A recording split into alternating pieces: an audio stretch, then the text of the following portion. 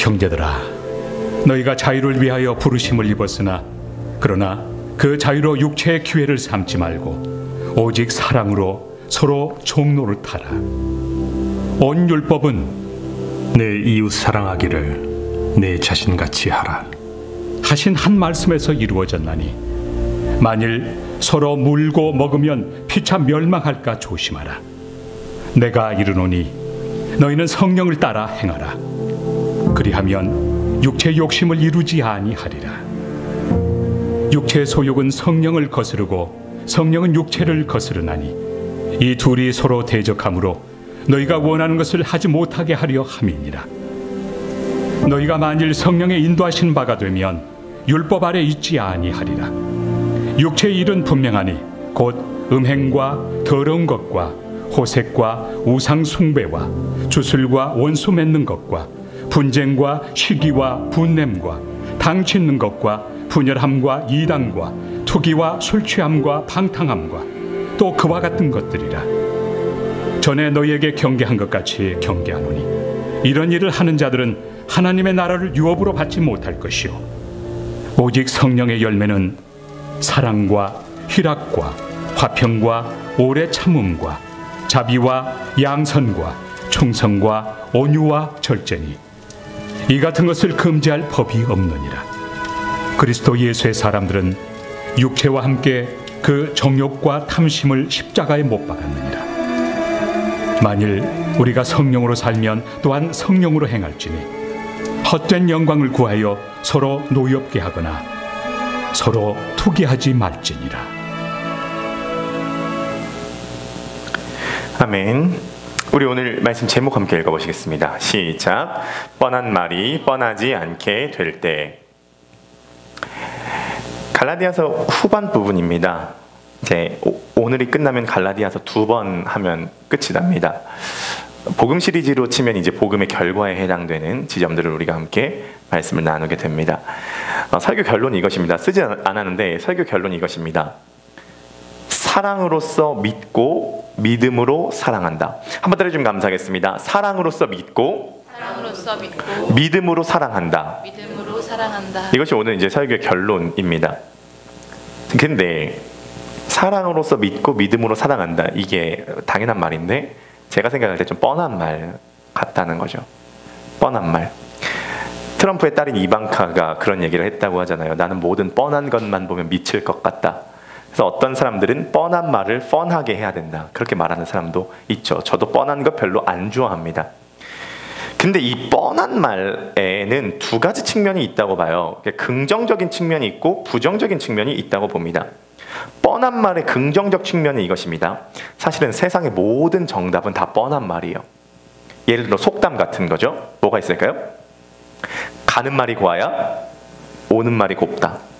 콩 심은 데 콩 나고 팥 심은 데 팥 난다. 뻔한 말이죠. 제가 생각했을 때 이 속담 두 개만 잘 지키고 살아도 인생 잘 살 수 있다고 봅니다. 뻔한 말의 긍정적 측면은 인생의 모든 정답이 다 뻔한 말 속에 있다는 거예요. 부정적 측면을 살펴보도록 하겠습니다. 뻔한 말의 부정적 측면은, 죄송한 얘기요, 뻔한 말을 할 때 느껴지는 느낌이 어떤 느낌이 드냐면 조금 꼰대 같다라는 느낌이 많이 들어요. 교장 선생님의 훈화, 엄마의 잔소리, 틀린 얘기가 하나도 없어요. 다 맞는 말씀이거든요. 와닿지가 않죠. 제가 예전에 청소년 친구들에게 정말로 마음과 열정을 다해서 땀을 흘리면서 2시간 동안 말씀을 전했습니다. 그리고 나서 제가 중학교 2학년짜리 남자애한테 물어봤습니다. 너 뭘 깨달았니? 한마디 하더라고요. 좋은 말은 우리 엄마도 많이 해줘요. 힘이 굉장히 빠지죠. 걔가 듣기엔 제가 얘기한 게 엄마의 잔소리처럼 들렸다는 것이죠. 교회 안에서도 불신자가 볼 때 조금 뻔한 말, 그리고 오래 교회 다닌 사람이 볼 때도 다 정답인데 뻔한 말처럼 느껴지는 게 있습니다. 예를 들어 볼까요? 이런 겁니다. 당신은 하나님의 작품입니다. 당신을 향한 하나님의 놀라운 계획이 있습니다. 하나님은 당신을 사랑하십니다. 다 너 잘 되라고 하는 소리야. 뭐 이런 것들 다 뻔한 말들이죠. 맞는 말인데 뻔한 말들입니다. 그 대표적인 뻔한 말인데 정답이 뭐냐면 이것입니다. 네 이웃을 네 몸과 같이 사랑해라.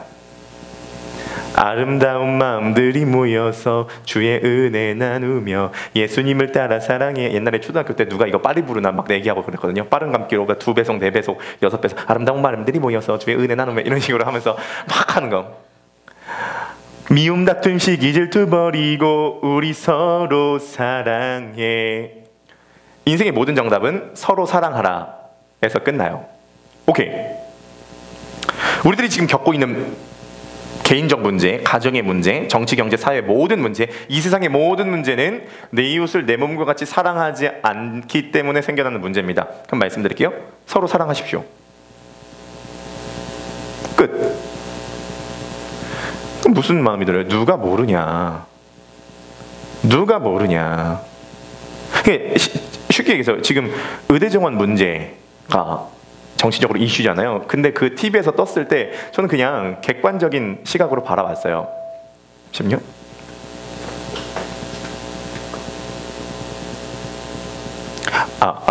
저는 그냥 객관적인 시각으로 바라봤거든요. 뭐 정부가 의사 증원을 늘리려고 하나 보다. 뭐 의사들은 반대하나 보다. 이렇게 생각을 했어요. 객관적인 시각으로 바라봤는데 역시 사람이 자기 일이 되면 달라진다니까요. 제가 아주 가까운 분 중에 한 분이 눈에 염증이 난 거예요. 눈이 점점 안 보이기 시작한 거예요. 동네 안과 가니까 큰일이 났대요. 이거는 대학병원 가서 전공의한테 빨리 치료를 받아야 되고 시간이 늦어지면 시력이 상실되거나 떨어질 수도 있다는 거예요. 그래서 대학병원에 가니까 전공의들이 다 사퇴를 한 거죠. 그래서 어디서도 치료를 못 받는 거예요. TV에서 봤을 때랑 이 당사자로 이렇게 됐을 때 완전 느낌이 다르더라고요. 그 다음부터 제가 그걸 보면서 누굴 욕해야 되지? 의사를 욕해야 되나? 정부를 욕해야 되나? 빨리 누군가는 욕을 해야 되는데 우리들의 인생에서 벌어지는 모든 문제는 내 이웃을 내 몸같이 사랑하라 이것만 접목되면 다 풀려. 뭐든지 국가 분쟁부터 시작해서 정치 문제부터 시작해서 교회 안의 문제, 개인의 문제 다 풀립니다. 결국은 사랑이 정답인데 이 사랑이라고 하는 정답을 통하여서 하나님의 나라로 가는 거죠. 그러니까 하나님의 나라라고 하는 것은 뭐냐면 사랑할 때에 임하는 게 하나님의 나라잖아요. 그러니까 목적지로 이르는 게 하나님의 나라라고 한다면은 그 목적지로 이르게 만드는 게 사랑이에요. 문제가 있어요? 우리는 사람을 사랑할 수 없는 존재라는 거예요. 사랑한다는 건 내가 손해본다는 건데 우리는 그게 못해요. 기본적으로 나 손해보는 건 못하고 조금 그래도 통이 큰 사람은 작은 거 손해봐요. 그래서 작은 거 손해봄으로써 나중에 큰 것으로 되돌려 받는다. 소탐 대신하지 말자라는 그런 마음으로 어느 정도 자기 손해보는 건 감수할 수 있어요. 그러나 정말 본질적으로 내 것을 손해보고 나를 죽이고 상대방을 사랑하는 거 불가능합니다. 정답은 사랑이고 목적지는 하나님의 나라인데 이 정답으로 이어지지 못한다는 거죠. 그러므로 설교하는 저에게도 만약에 물어보신다면 니는 그러면 목회자인데 니는 그러면 정말 네 이웃을 네 몸과 같이 사랑할 수 있냐? 물어보신다면 못해요. 못합니다. 이번 주 설교를 준비하면서 그래서 정말 묵상했던 찬양이 있습니다. 우리 이 코드 한 번만 좀 잡아주겠습니까? 이 찬양 혹시 아시는지 모르겠어요? 낮의 해처럼 밤의 달처럼 그렇게 살 수는 없을까?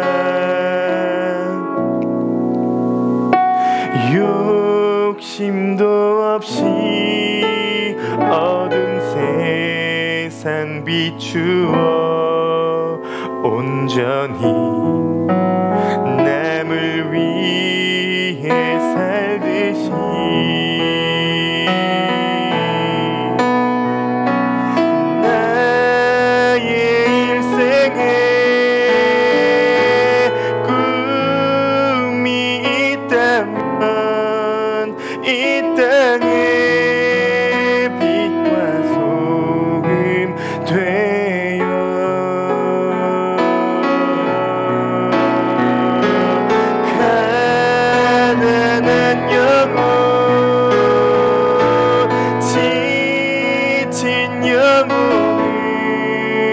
주님께 인도하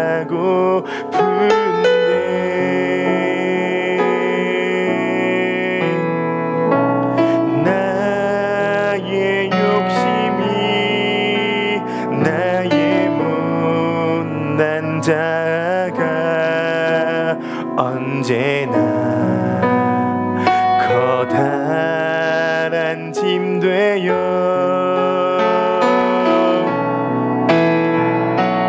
나를 짓눌러 맘을 곤곡해 하니 예수여 나를 도와주소서.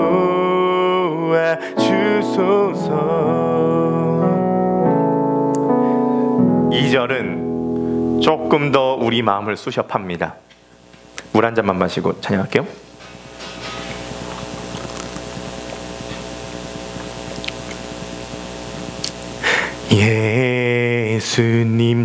예수님처럼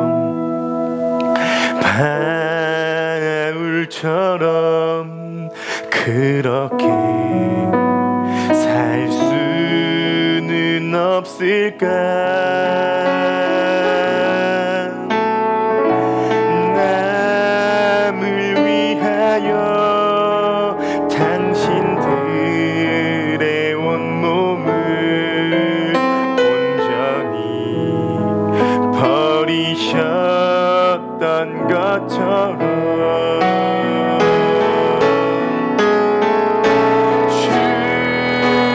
사랑은 베푸는 사랑 값없이 거저주는 사랑.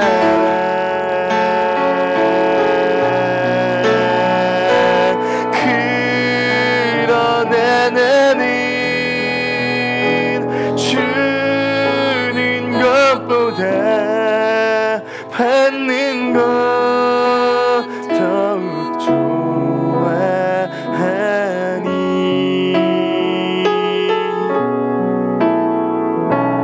나의 입술은 주님 닮은 듯하나 내 맘은 아직도 주하여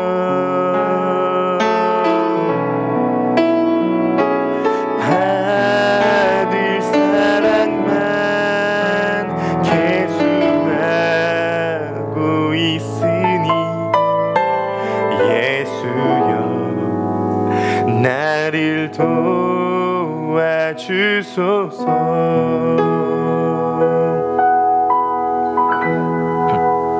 이 가사 중에 제가 가장 와닿은 가사가 이것입니다. 나의 입술은 주님 닮은 듯하나 나의 마음은 아직도 추하여 받을 사랑만 계수하고 있으니 예수여 나를 도와주소서. 사랑이 정답이요. 사랑으로 하나님의 나라를 가는 거예요. 근데 우리는 사랑하지 못해요. 왜냐하면 본성이 이기적이기 때문이요. 맹목적인 자기에는 더할 나위 없이 보편적인 것이다. 칼빈의 얘기는 진리예요. 우리는 내 입장에서 내 주관대로 자기중심적으로 판단하고 이기적인 거죠.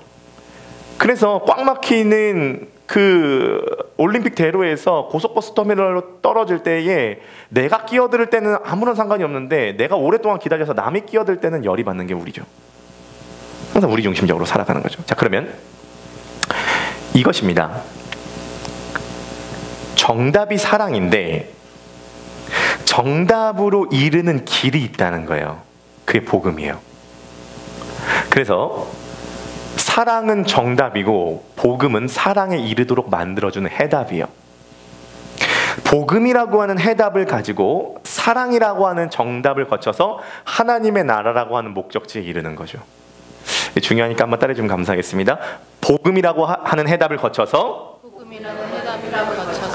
사랑이라고 하는 정답에 이르러 하나님의 나라라고 하는 목적지에 도착한다. 하나님의 나라라고 하는 목적지에 도착합니다. 네, 이 하나님의 나라의 상태는 당연히 행복이겠죠. 그래서 어거스틴이 예수 왜 믿냐라고 했을 때 행복하기 위해서 믿는다. 에덴 동산이라고 하는 말 자체가 기쁨의 동산이잖아요. 기쁨이라 뜻이나 에덴이. 하나님의 나라는 당연히 기쁘고 행복한 거죠. 전제 조건이 사랑이에요. 전제 조건이 복음이죠. 왜냐면 우리는 사랑할 수 없는 존재들이니까요. 자, 그래서 첫 번째, 어떻게 우리가 이 사랑으로 이르는 복음을 알 것인가 한번 생각을 해볼 필요가 있습니다. 사도 바울 선생님이 오늘 뭐라고 이야기를 하냐면 사랑으로 종노릇하라라고 이야기를 해요. 우리 13, 14, 15절 한번 틀어봐 주겠습니까? 우리 13, 14, 15절 다 함께 한번 읽어보실까요? 준비 시작! 형제들아 너희가 자유를 위하여 부르심을 입었으나 그러나 그 자유로 육체의 규례를 삼지 말고 오직 사랑으로 서로 종노릇하라. 온 율법은 내 이웃 사랑하기를 내 자신같이 하라 하신 한 말씀에서 이루어졌나니 만일 서로 물고 먹으면 피차 멸망할까 조심하라. 자, 여기서 보면 15절 만일 서로 물고 먹으면 이런 거예요. 물고 먹으면 뭘 연상하냐면 육식동물을 연상하는 거예요. 인간 세상이라고 하는 것이 뭐냐면 서로 물고 뜯는 육식동물과 같이 이러한 상태라는 거죠. 이기적이기 때문에. 그런데 지금 바울 선생님이 얘기를 하는 것은 무엇이냐면 사랑으로 종노릇하라는 것이죠. 지난주에는 너희는 종이 아니다 얘기를 해 놓으시고선 이번 주에는 또 사랑으로 종노릇하라라고 이야기를 하세요. 어떻게 사랑으로 종노릇할 수 있을까? 왜냐하면 사랑해야 행복한데, 사랑해야 하나님의 나라로 들어가는 것인데 어떻게 사랑할 수 있을까라고 생각을 했을 때 첫 번째는 원수를 사랑하신 그리스도를 바라보라는 것이죠. 원수를 사랑하신 그리스도를 바라봐야 돼요. 사랑에는 4가지 정도의 그 흐름과 단계가 있다고 생각합니다. 우리 한번 좀 보여주시겠습니까? 네, 1번은요 사랑할 만한 사람을 사랑하는 거죠. 대표적으로 자녀가 될 수 있겠고요, 가족이 될 수 있겠죠. 아니면 굉장히 사랑스러운 어떤 뭐 조카나 이런 대상들, 평범한 거예요. 당연한 거죠. 두 번째, 이웃을 사랑한다. 이웃이라고 하는 것은 그냥 이웃 말 그대로 나랑 상관없는 사람들을 사랑한다. 존경스러울 만한 사람들이죠. 원수를 사랑했다. 위대한 거죠. 원수 사랑하는 건 어렵습니다. 얄미운 사람 사랑하는 건 어려워요. 위대한 거죠. 원수를 위해 대신 죽어주었다. 이건 불가능한 거죠. 예수님의 사랑은 사랑스러운 사람, 사랑받을 만한 사람을 사랑한 게 아니라 원수를 사랑했다는 거죠. 근데 우리는 이런 얘기를 들을 때 어떤 생각을 하냐면 이런 생각을 가져요. 아, 예수님께서 원수를 사랑하셨구나. 나는 그럼 그 예수님을 본받아서 나도 사랑하기 어려운 사람들을 사랑해야지, 이런 생각을 갖습니다. 근데 그게 아니라는 거예요. 그게 아니라는 겁니다. 성경이 얘기하는 건 뭐냐면 내가 그 원수였다는 거예요. 예수님이 사랑하신 원수가 나라는 거죠. 내가 원수예요. 내가 그 원수의 대상이었다고요. 자, 예수님을 십자가에 못 박은 대상은 총 3명의 대상이었다고 볼 수 있겠습니다. 가룟 유다, 대제사장 빌라도. 가룟 유다 대제사장 빌라도 때문에 예수님은 십자가에 못 박혔어요. 가룟 유다의 욕심 때문에, 대제사장의 시기 때문에, 빌라도의 자기 위치가 위태로운 것, 그래서 예수 그리스도에게 편을 들어서 위치가 흔들려서 뭔가 자신의 명예가 실추되고 자리를 잃을까봐 하는 야망 때문에. 자, 결국은 가룟 유다의 욕심과 대제사장의 시기 질투와 빌라도의 야망은 그 대상이 아니라 성경이 고발하고 있는 건 뭐냐면 그것은 우리들의 자화상이라는 거예요. 우리가 욕심 있고 우리가 시기하고 우리가 우리의 야망을 따라서 자기를 추구하는 사람들이라는 거죠. 결국 예수 그리스도를 못 박은 것은 당사자는 나다라는 것이죠. 자, 그러므로 우리가 오늘 깨달아야 되는 지점이 뭐냐면 우리가 죄인이라는 사실이에요. 우리가 죄인이 돼 심각한 죄인이라는 거예요. 우리가 범죄를 저질러서 죄인이 아니라 우리의 존재가 죄인이다. 저 개인적인 성향은 긍정적 성향이에요. 저는 밝은 면을 보고 싶어요. 교회를 함께 할 때도 좋은 부분을 보고 싶어하고 밝은 부분을 보고 싶어하고 사람을 볼 때도 밝은 부분을 보고 싶어요. 오늘날의 시대 흐름이 뭐냐면 심리치료예요. 그래서 자존감이 중요해요. 근데 뭐라 그러냐면 심리치료의 문화에서는 진노가 끼어들 틈이 없다라고 이야기를 해요. 오늘날 자존감이 중요하고 너 괜찮아, 너 존귀한 존재야, 너 괜찮은 사람이야, 너는 정말 하나님 앞에서 소중한 사람이야. 맞죠? 그런데 우리가 먼저 어디에서부터 출발해야 되냐면 내 존재가 얼마나 심각한 죄인이냐, 정말 징그럽고 끔찍하고 괴기스러운 우리의 존재가 정말 큰 죄인이다라는 것을 우리가 인식하는 데서부터 시작을 해야 된다는 거죠. 그래서 사실은 모태신앙으로 아무 문제 없이 착하고 바르게 산 사람들은 복음에 대한 얘기를 들었을 때 받아들이기 힘든 지점이 있다고 생각해요. 저도 모태신앙으로서 어릴 시절부터 교회에서 자라났지만 정말로 내 존재 자체가 죄인이고 정말 끔찍한 존재였다라는 것을 깨닫는 것은 어려워요. 그래서 마틴 루터가 이런 얘기를 했습니다. 우리 한번 들어봐 주겠습니까? 한번 읽어보실까요? 시작. 나는 복음을 받아들일 준비가 가장 잘된 사람들인 바로 죄수들이라는 사실을 발견했다. 복음을 받아들일 준비가 잘된 사람이 죄수들이라는 사실을 발견했대요. 정말 사회적으로도 범죄자는 자기가 죄인이다라는 인식이 있으니까 복음을 잘 받아들였는데, 사회적으로 잘 산 사람들은 너가 죄인이다, 너가 심각한 죄인이다라고 했을 때 마음 가운데 거부감이 일어난다는 거예요. 그래서 예수님 당시에도 세리와 창년들은 예수님을 환영했지만 바리새인들과 대제사장들은 예수님을 거부했습니다. 왜냐하면 예수님의 이 복음이라고 하는 것은 어디서부터 출발되냐면, 내가 죄인인데 어느 정도의 죄인이냐, 사도 바울이 인생에서 가장 마지막에 감옥에서 죽기 전에 가장 성령 충만하고 가장 은혜 충만했을 때 사도 바울이 뭐라 그러냐면, 나는 죄인 중에 괴수다. 난 그냥 죄인이 아니라 죄인 중에 죄인이다 라고 고백을 했죠. 사도 바울은 평생 주님을 위해서 따라갔잖아요. 주님 사랑했잖아요.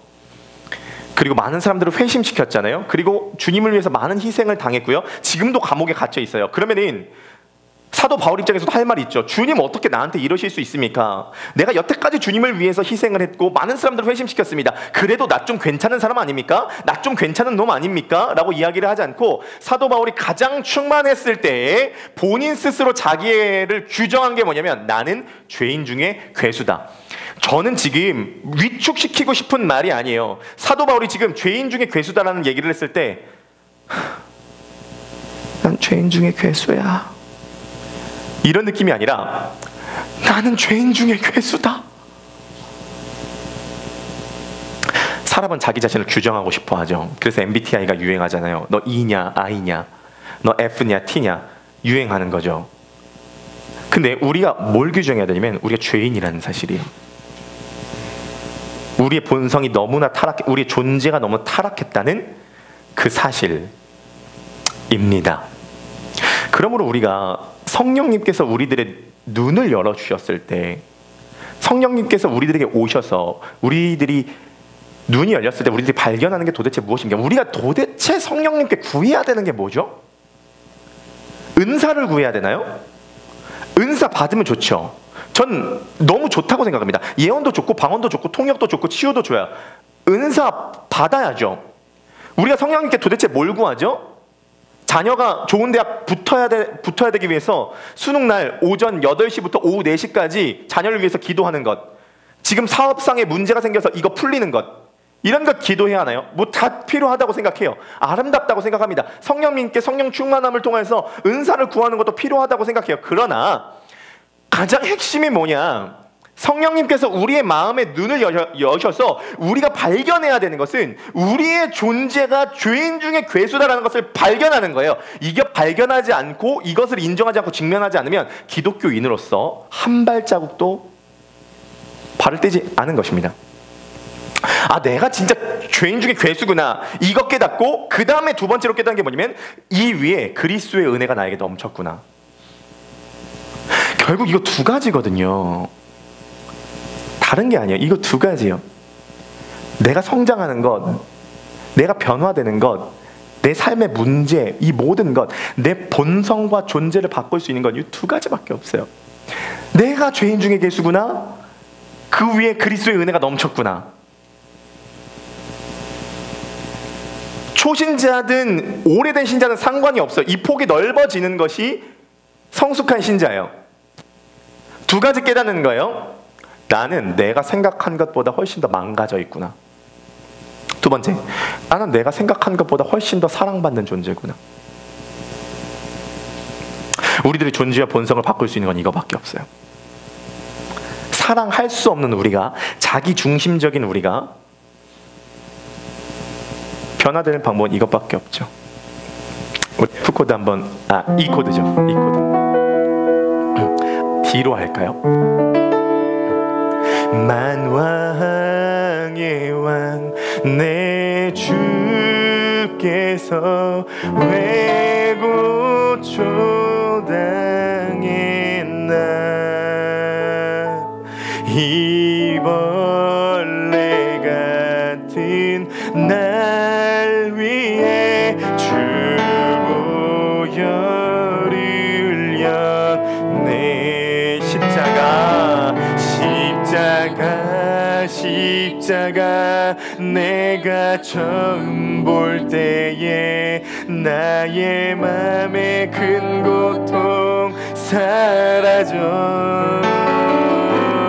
오늘 믿고서 내 눈 밝았네 참 내 기쁨 영원 2절 찬양해볼까요? 주 십자가 못 박힘은 속죄함 아닌가 그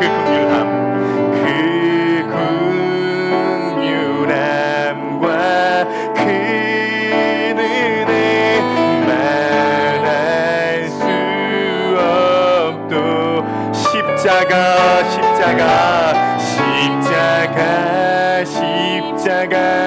내가 처음 볼 때에 나의 맘의 큰 고통 사라져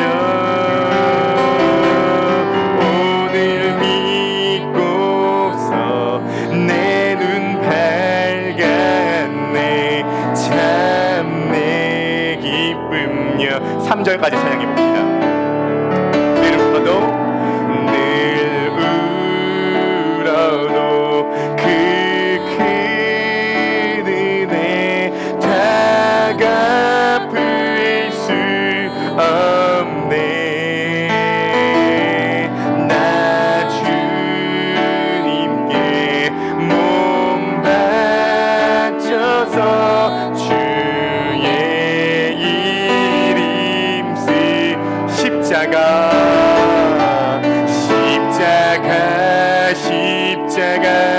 내가 처음 볼 때에 나의 맘의 큰 고통 사라져 오늘 믿고서 내 눈 밝았네 참 내 기쁨 영원하도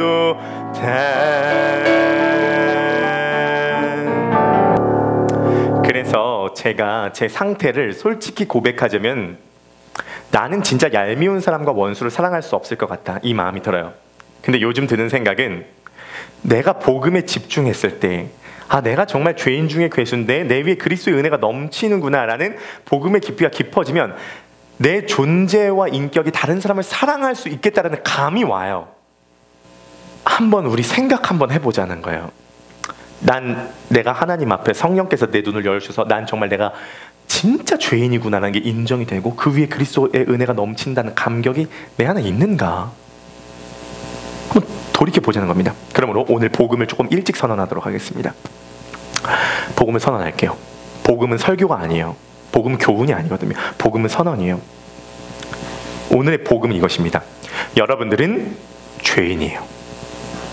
그것도 끔찍한 죄인이에요. 십자가에 못 박혀야 할 만큼 죄인이에요. 그리고 죄인인 여러분들 위해 그리스도의 은혜가 넘쳤어요. 예수 그리스도께서 당신을 자신의 목숨보다도 더 사랑하세요. 당신을 너무 사랑하세요. 자기 자신의 목숨을 내놓을 만큼 나를 사랑하세요. 갈라디아서 2장 20절입니다. 다 함께 읽어보실까요? 시작. 내가 그리스도와 함께 십자가에 못 박혔나니 그런즉 이제는 내가 사는 것이 아니요 오직 내 안에 그리스도께서 사시는 것이라. 이제 내가 육체 가운데 사는 것은 나를 사랑하사 나를 위하여 자기 자신을 버리신 하나님의 아들을 믿는 믿음 안에서 사는 것이라. 예수 그리스도께서 자기 자신을 버리실 만큼 나를 사랑하세요. 여기서부터 모든 신앙이 출발이 돼요. 자, 이것을 경험한 사람들이, 성령으로 충만해서 이것을 보고 경험한 사람들이, 이제는 사람은 본성상 이기적이어서 자기밖에 모르고 남을 사랑하는 것도 사랑하는 척해서 그 사람에게 뭔가 얻어내기 위해서 사랑하는 흉내를 낼 뿐인데, 진짜 예수 그리스도의 사랑으로 그 사람을 사랑해 줄 수 있는 능력이 여기서부터 나오기를 시작을 하는데, 정말로 나를 정말 원수 같은 사람도 그 사람을 위해서 눈물을 흘려서 기도할 수 있는 마음이 여기서부터 나오기 시작하는데, 결국은 우리는 그래서 우리의 신앙은 뭐냐면 살아가면서 다른 게 아니라 주님을 오늘 더 사랑하고 사람 더 사랑하는 거, 주님을 더 사랑하고 사람을 더 사랑하면서 살다가 그냥 하나님의 나라 천국 가는 게 우리들의 삶이잖아요. 근데 어느 정도로 사랑하냐면은 사람을 사랑하다가 너무 사랑해서 종로를 탈 정도로, 주님을 사랑하다 너무 사랑해서 종로를 탈 정도로 사랑한다는 그 능력이 우리들에게 생긴다는 거예요. 자, 그러면 사랑으로 종로를 탄다는 건 뭐냐면, 그 사랑으로 종로를 타면서 맺히는 게 성령의 열매고, 그 성령의 열매가 맺혀지는 것이 하나님의 나라잖아요. 사도 바울이 사실은 오해받은 게 이것이에요. 율법 교사들에게 오해받은 게 뭐냐면, 야, 네가 아무것도 안 하고 믿음만으로 의롭게 여겨진다라고 한다면, 바울 걔가 봐봐, 잘못 생각하는 거잖아. 사람이 아무것도 안 하고 믿음만으로 의로워진다? 그러면 걔는 분명히 방탕해질걸? 막 살걸? 이런 공격이 거짓 교사들이 있었던 거예요. 바울이 그것에 대한 디펜스로 오늘 본문이 있는 거거든요. 자유를 위해서 부름을 받았다. 그러나 너가 진짜 그리스도께서 너를 사랑해서 너를 위해서 목숨을 버렸다라는 감격이 있으면, 네 믿음이 진짜 살아있는 믿음이라면 이것은 열매로 이어진다. 사랑으로 종로를 타면서 성령의 열매가 맺혀지고, 그 열매가 맺혀지는 현장이 하나님의 나라, 이렇게 이야기하는 거죠. 다시 말씀드리겠습니다. 사랑으로 종로를 타는 것은 내게 있는 좋은 것 내주는 거예요. 내가 갖고 있는 좋은 것, 변두리 것 말고 가장 좋은 것 내주는 거죠. 3주 전쯤의 일이었습니다. 연희자매님이 어린이집에 가서 이 영어 교육을 하잖아요. 근데 참 애들이 순수해요. 순수합니다. 천국을 어린아이와 같은 자들이 받는 자가 이제 천국에 들어간다 그랬잖아요. 연희자매는 이렇게 얘기한 겁니다. 얘들아, 이제 도깨비가 나온다? 이렇게 얘기한 거예요. 우리는 예수 그리스도께서 우리를 위해 십자가에 못 박히셨다, 잘 안 믿는데 도깨비가 나온다? 애들 입장에서 진짜 나온다고 생각하는 거예요. 그래서 제가 그때 깨달았어요. 천국을 어린아이와 같이 받던 자가 들어간다는 게, 애들은 그냥 믿어버려요. 얘들아, 도깨비 나온다? 이러는 거예요. 문제가 뭐냐면 그걸 너무 애들이 심각하게 받아들여서 2명의 아기가 울음이 터진 거예요. 한 명이 지안이었고 한 명이 지윤이었습니다. 도깨비 무서워. 근데 그때 지안이가 뭘 들고 있었냐면, 그래도 지안이는 위로받을 수 있는 거리가 있었어요. 지안이는 그때 토끼 인형을 들고 있었거든요. 도깨비 무서워. 토끼 인형 꼭 있었던 거예요. 근데 옆에 있는 지윤이가 도깨비 무서워 하고, 옆에 있는 지안이의 토끼 인형을 뺏은 거예요. 그 지안이 토끼 인형을 뺏은 거죠. 지안이는 안 그래도 무서운데 내가 제일 좋아하는 토끼 인형까지 빼앗기니까, 야, 내 토끼 인형 내놔, 내 거라고. 그 지윤이가 너무 무섭고 떨리니까, 싫어, 안 줄 거야, 싫어, 안 줄 거야, 이런 거예요. 선생님이 이것을 정리를 해야 되잖아요. 지안아, 이 토끼 인형 지윤이가 조금 갖게 하자. 너무 무서워서 그래. 조금만 양보하자. 이런 거예요. 지안이가 안 지더라고요. 이렇게 얘기를 했대요. 이 토끼 인형은 제가 제일 좋아하는 토끼 인형이라고요. 제가 제일 좋아하는 토끼 인형이라고요. 양보 못한다고요. 나도 무섭다고요. 연희자매님이 그 모습을 보고 돌아오는 차에서 은혜를 받은 거예요. 사람은 내가 갖고 있는 토끼 인형을 남을 위해서 주지 못하는구나. 연희자매님이 그런 생각을 했습니다. 나에게도 토끼 인형이 있는데 내줄 수 없는, 내게도 토끼 인형 신종윤. 그래서 차에서 얘기를 하는데, 연희자매님도 24살에 사모의 길로 들어섰으니까 자기 스스로 정답을 다 내린 거예요. 자기 스스로 정답을 다 내려놓고 자기도 성장하는 과정에서 정답을 내렸지만 그것에 대해서 이제 저한테는 솔직하게 얘기한 거죠. 전 솔직하게 얘기하는 그것 자체도 너무 아름답다고 생각이 들더라고요. 연희자매님이 저한테 이렇게 얘기를 하는 거예요. 강사님, 내가 꼬셨다고. 내가 꼬셨으니까 내 거라고. 근데 내가 왜 양보해야 되냐고. 강사님은 내 토끼 인형이라고. 그래, 연희야, 난 토끼 인형은 아니야. 토끼 인형은 아니야. 이제 이런 거죠. 그러니까 연희자매님 생각이 이런 거죠.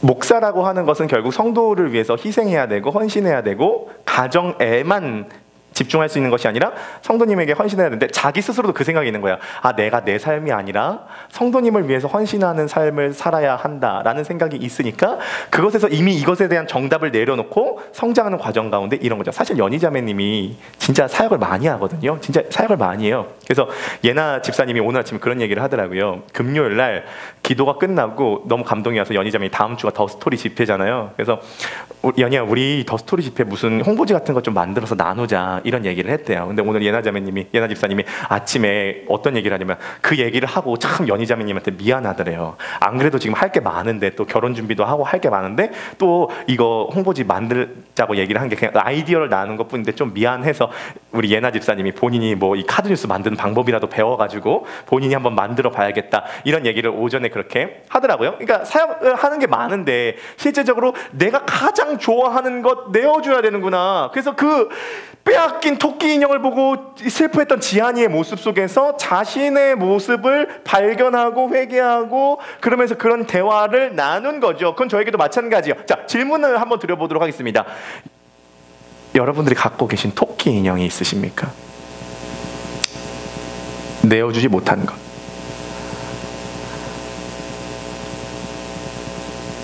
하나님에게 있어서도 예수 그리스도를 내어주었고 예수 그리스도는 자기 자신을 내어주셨죠. 서로 종노릇하는 건 자기를 내어주는 거죠. 자기를 내어주는 거. 가장 좋은 거 내어주는 거죠. 그 가장 좋은 거 내어주는 그 현장이 하나님의 나라인데 이게 인간의 본능으로 어떻게 되겠냐고요. 그냥 조금 몇 가지 내가 할 수 있는 선에서 도와주는 건 누가 못해요. 그거는 크리스찬 아닌 사람도 할 수 있는 거죠. 그거는 그냥 조금 성격 좋은 사람도 할 수 있는 거죠. 조금 얼마 도와줄 수도 있는 거고 조금 그 사람 병원에 있으면 조금 찾아가 볼 수도 있는 거고 전화 한 통 할 수도 있는 거고 이런 거죠. 그런데 지금 갈라디아서에서 복음이 작동되어서 복음적 삶을 사는 사람들은 뭐냐면 내게 있는 것을 줄 수 있는데 목숨까지도 내어줄 수 있는 종노릇을 하는 게 크리스찬의 모습이라는 거죠. 그러므로 그것이 뭐 돈이든 시간이든 내 자존심이든 내 목숨이든 뭐가 됐든 사람을 사랑한다는 건 내 것을 희생해서 내어준다는 것이죠. 말해놓고 보니까 저도 이게 안 될 것 같다는 생각이 들어요. 그래서 복음을 다시 붙잡을 수밖에 없어요. 그래서 다시 복음을 붙잡을 수밖에 없어요. 말씀을 정리하도록 하겠습니다. 사랑으로서 믿고 믿어서 사랑해요. 우리의 최종 목적지는 하나님의 나라예요. 이건 죽어서도 가지만 이 땅에 이루어진 하나님의 나라는 맞는 거죠. 그 하나님의 나라는 기쁨과 행복이죠. 근데 그 하나님의 나라가 이루어지기 위해서 사랑해야 돼요. 사랑이 정답이죠. 근데 우리는 이기적이어서 사랑할 수가 없어요. 교회 안 다니는 사람들에게도 다 물어보세요. 세상의 정답이 사랑이다. 다 동의할 거예요. 근데 사랑할 수 없는 우리가 사랑하도록 만드는 것이 복음이에요. 복음은 우리들에게 두 가지 얘기예요. 너가 죄인 중에 괴수고 그 위에 그리스도의 은혜가 넘쳤다. 이것이 작동되기 시작할 때 은혜로 우리의 마음이 녹아지면 자기 중심적인 이기적인 본성이 조금씩 바뀌어요. 그러면 이제 우리는 사랑으로 종노릇할 수 있어요. 종노릇한다는 건 사랑으로 종노릇한다는 건 내게 있는 좋은 것 내준다는 거예요. 토끼 인형 내준다는 거예요. 그렇게 됐을 때 성령의 열매가 우리의 그리스도인의 삶 가운데 맺혀지게 될 줄 믿습니다. 뻔한 말이 뻔하지 않게 되는 거예요. 예수 그리스도께서 네 이웃을 내 몸과 같이 사랑하라라고 하는 그 말씀이 감격이 될 때, 진짜 이게 맞다, 감격이 되고 주님께서 이렇게 사랑하셨다, 감격이 될 때 진짜 신앙이 시작된다고 봐요. 네 이웃을 네 몸과 같이 사랑하라고 하는 말은 뻔한 말이 아니에요. 그건 우리를 변화시킬 유일한 말씀이죠.